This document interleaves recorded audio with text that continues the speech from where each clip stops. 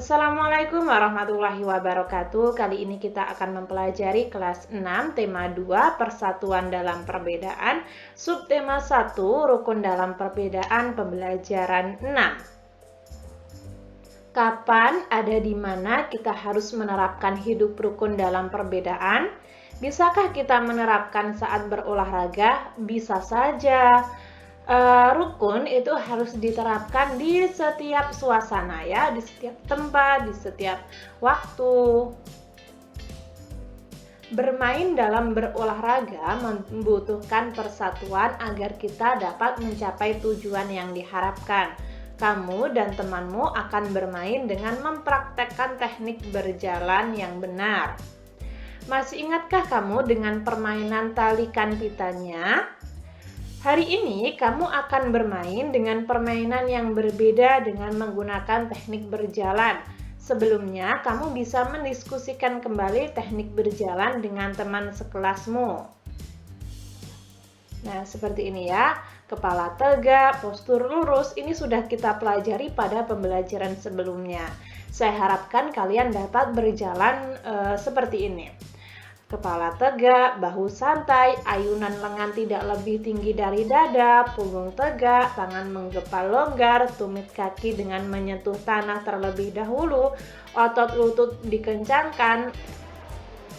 Kurang lebih seperti itu ya teman-teman, kalian bisa mempraktekannya sendiri. Sekarang oper kantongnya. Bagilah kertas menjadi beberapa kelompok. Setiap kelompok memiliki satu kantong kacang yang diletakkan di atas kepala. Setiap kelompok dibagi menjadi dua kelompok kecil dan berdiri saling berhadapan. Nah, seperti ini, seperti pada gambar ya.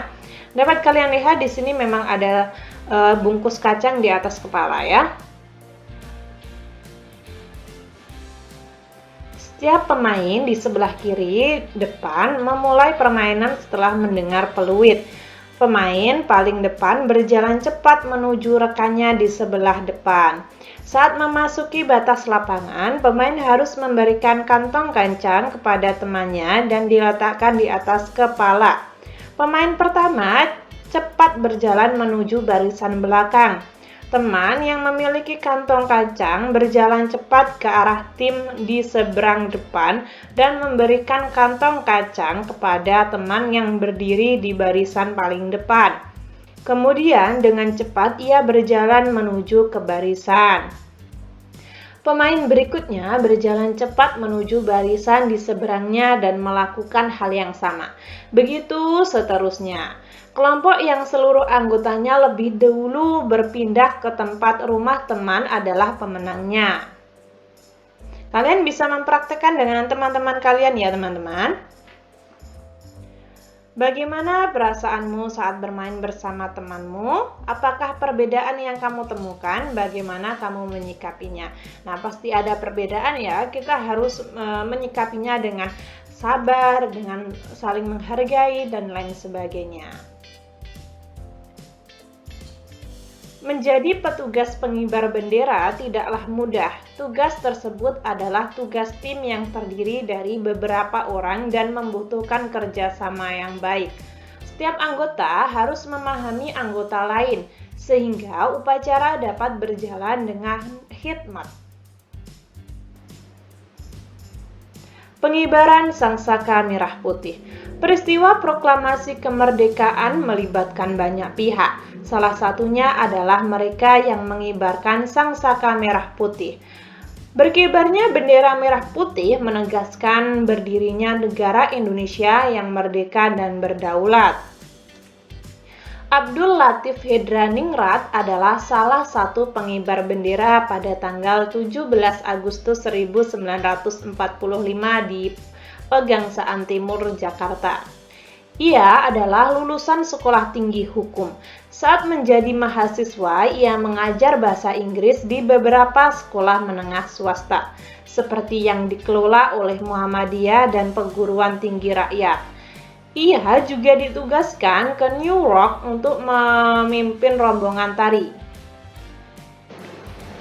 Abdul Latif Hedraningrat pernah menjadi pasukan pembela tanah air atau PETA dan ikut dalam berbagai pertempuran.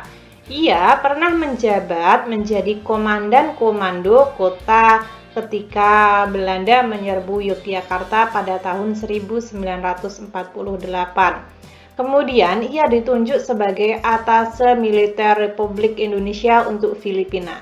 Lalu dipindahkan ke Washington hingga tahun 1956. Dari bacaan tersebut, kita akan menganalisis apa, mengapa, siapa, bagaimana, kapan, dan di mana. Apa? Peristiwa apa yang terjadi pada bacaan tadi, yaitu peristiwa pengibaran bendera merah putih. Mengapa?